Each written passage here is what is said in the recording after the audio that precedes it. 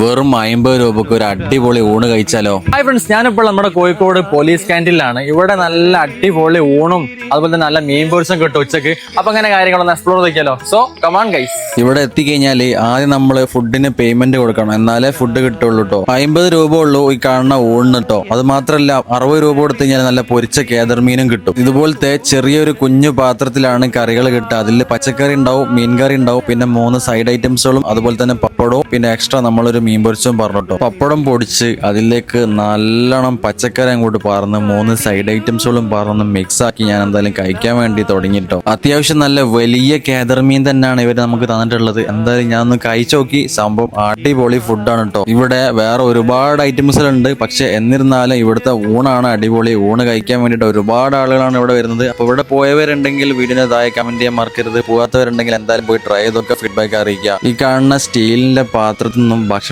കഴിക്കാൻ ഒരു വേറെ തന്നെ രുചിയാണ് കേട്ടോ. അപ്പൊ ലൊക്കേഷൻ എവിടെയാന്ന് പറഞ്ഞു കഴിഞ്ഞാൽ നമ്മുടെ കോഴിക്കോട് മാനാഞ്ചിറ ട്രാഫിക് സ്റ്റേഷൻ ഉണ്ടല്ലോ, അതിന്റെ തൊട്ട ബാക്ക് സൈഡിലായിട്ട് കാണാൻ പറ്റും പോലീസ് ക്യാൻറ്റീൻ എന്ന് പറഞ്ഞിട്ട്. അപ്പൊ എന്തായാലും പോയി ട്രൈ ചെയ്യാം. അടുത്തൊരു വീഡിയോ ആയിട്ട് വീണ്ടും കാണുന്നവരേക്കും ബൈ.